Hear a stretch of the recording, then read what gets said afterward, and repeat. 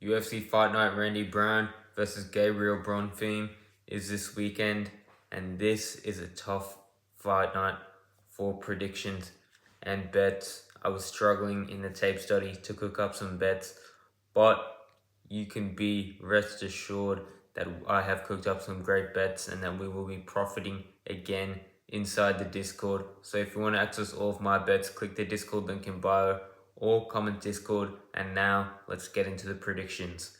Zachary Reese versus Jackson McVeigh. I'm going to pick Zachary Reese to win by decision.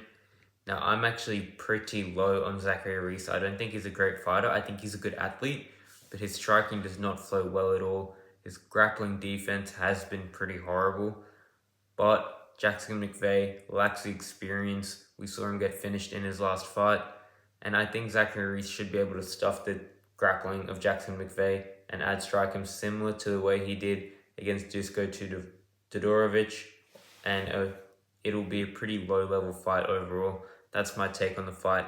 Not confident at all in Zachary Reese to win. Next, Miles Johns versus Daniel Marcos. I'm going to pick Daniel Marcos to get it done by decision. I think Miles Johns, he's you know what you're going to get from him. He's a solid boxer, good tight defense, and he has some takedowns that he can mix in as well. But I think Daniel Marcos is a younger fighter. I think he's a better striker. I think he has much better kicks. I see him being the one pressuring forward, learning his kicks. I think he's faster with his boxing, more technical, and I think he can stuff the wrestling from Miles Johns. He may get taken down, but I don't think Miles Johns, he does not have the best control or submission ability, so I think Daniel Marcos will be able to work his way back up to his feet, and I think Daniel Marcos will win a competitive decision, but he will be the clear winner in that fight. Next, we got Denise Gomes versus Tisha Pennington, and I am very split on this fight. I think on one side, you got Tisha Pennington, who looks to be a value underdog for a lot of people, but she's also getting older. She didn't look the best in her last fight. And then you got Denise Gomes, who's much younger, but has also shown weaknesses to strikers that will push her pace. So ultimately, I'm going to take the dog here in Tisha Pennington. Not confident at all. How I see the fight going, Tisha Pennington going in and out, trying to land her boxing shots and moving out the way, while Denise Gomes will be on the pressure, trying to land her big boxing shots as the more powerful fighter. I think it'll be a very close fight and it'll go the distance for sure. And I think it could definitely be a split decision, and I'm going to lean towards a more experienced fighter here in Tisha Pennington. Next, we got Josh Hokett versus Max Jimenez. And Max Jimenez is a high-level BJJ fighter. He's fought the who's in BJJ, but this is MMA, and I'm going to take Josh Hokett to win. He won his fight on the Dana White Contender Series. He looks like a promising enough heavyweight with good grappling himself, so I don't think he's going to get submitted. He should have the better striking. He is the better all-around MMA fighter, and I think he gets it done in round one in this matchup, but I didn't watch too much tape on that, so I can't be too confident. Now next we got Jacqueline Cavalcante versus Mayra Bueno Silva. I'm going to take Cavalcante to win a 30-27 decision. I think Mayra Bueno Silva, who once fought for the title, is on a very, very bad downwards trajectory.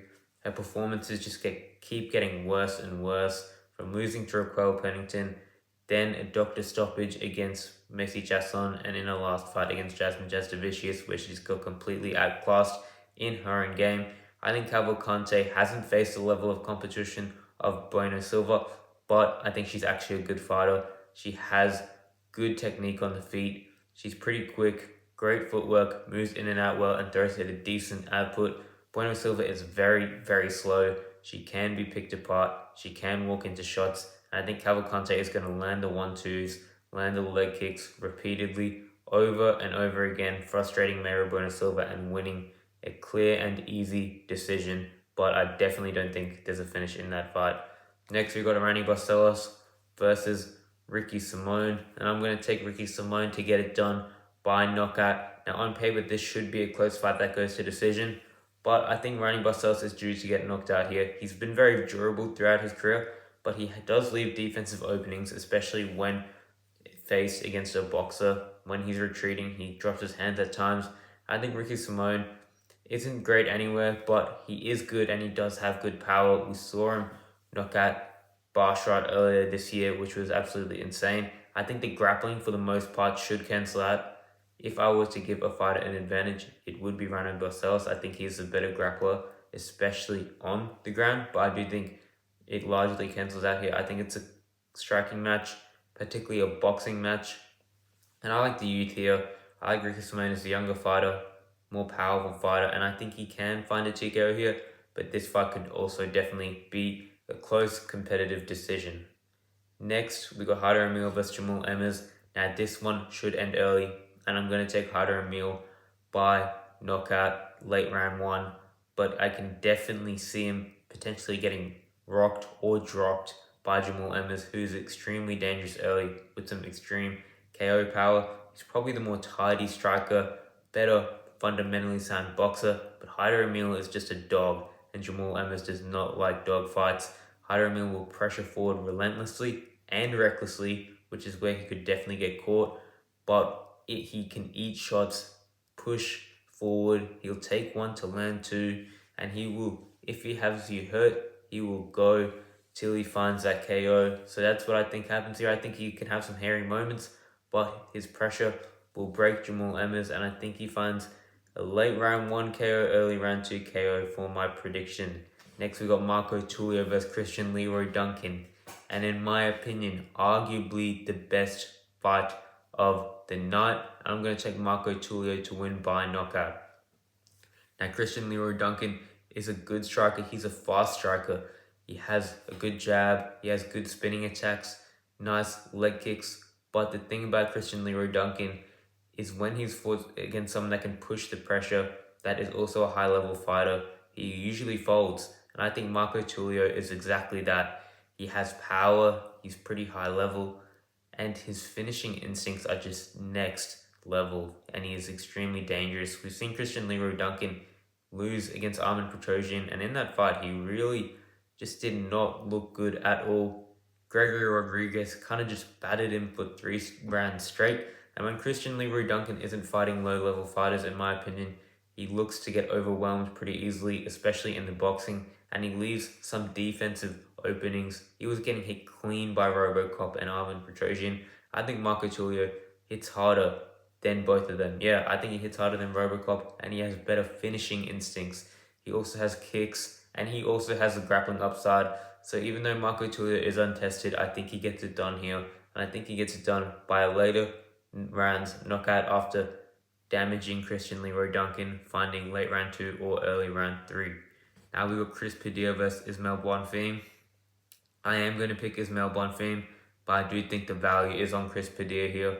Ismael Bonfim is a faster, more dangerous, more explosive boxer in this fight. He will be the one likely pressuring forward, but we've seen him gas out before. We've seen him lose fights and have moments where he looked like he was quitting a little bit. And I think if Chris Padilla can survive the early round 1, under 1.5 rounds, I think Chris Padilla can start to take over, maybe land his elbows, and really take over as the fight goes on. But I'm going to side with the youth, with Ismael Bonfim, who, in my opinion, is the better boxer. He's more explosive, faster, has a higher finishing potential, and I will pick him here. But betting-wise, if you want a solid underdog, I think Chris Padilla is probably the side. And that is what I'm saying here for this next fight as well. I'm going to pick Uros Medic by knockout in round 1. But Muslim Salikov as an underdog could definitely come through here. This is largely, I think there's going to be a finish either way in round 1 most likely. But I'm going to side with the youth here, and I think Uros Medic is also a bit of a harder puncher. But Uros Medic has been dropped multiple times throughout the UFC, and Muslim Salikov has some serious knockout power as well. But the thing is, at 41, I think he is due for a performance where he really shows his age. And that's what I'm banking on here, picking Uros Medic. I think Uros Medic is dangerous and he can find the chin of Salikov, but Salikov can equally definitely find the chin of Uros Medic as well. And he is an underdog in this fight. So if a good version of Muslim Salikov wins, he is definitely a live underdog here. But I will take Uros Medic by round 1 KO. Now this one, Joseph Morales versus Matt Schnell. This is probably my hottest take on the entire card, but I think Matt Schnell can get it done here, and I'm gonna pick him to win by a decision here. Joseph Morales looked amazing in that tough final, but he had some hard fights in that tough series where he went to a split decision, and I thought he lost that fight against that curly haired guy. I forgot his name, but he showed that he can also get taken down. He can get at struck and hit clean, and I know Matt Schnell is arguably washed. He's arguably the most chinny guy on the entire roster, but he does have hand speed. He does have some grappling ability, and I think he's probably the faster boxer. He's probably the more slick boxer. I think if he can get his hands going, stuff some takedowns, maybe he can show that UFC level experience. And I think he is getting slightly disrespected at these odds, and I'm going to take him as a crazy dog shot. Now, I could look like an absolute idiot here, but that's the game we play, and that's going to be my pick. Next, we got Randy Brown versus Gabriel Bonfim. I'm going to take Bonfim by an early submission, but it is very likely Randy Brown can also get going as the fight goes late and maybe find a late round TKO as well. We have seen Randy Brown get taken down before, and we have seen him get submitted before. I think Bonfim has very explosive takedowns, and he is going to take down Randy Brown early on in this fight. He is a great submission threat, but if that is not successful and Randy Brown can survive the early onslaught, I could absolutely see him taking over. Stephen Wonderboy Thompson was able to do a decent job nullifying Bonfim's grappling early, and he was starting to have some success in the striking as the fight went on, even at his old age. We've also seen Bonfim get forward checked against Nicholas Darby, where he got his takedown stuff and kind of gassed out and quit a little bit there. So Randy Brown could definitely take over as the fight goes late, but I just don't think he will have the answer for the grappling, which makes me lean towards Gabriel Bonfim to get an early submission. Though I'm not too confident in that pick.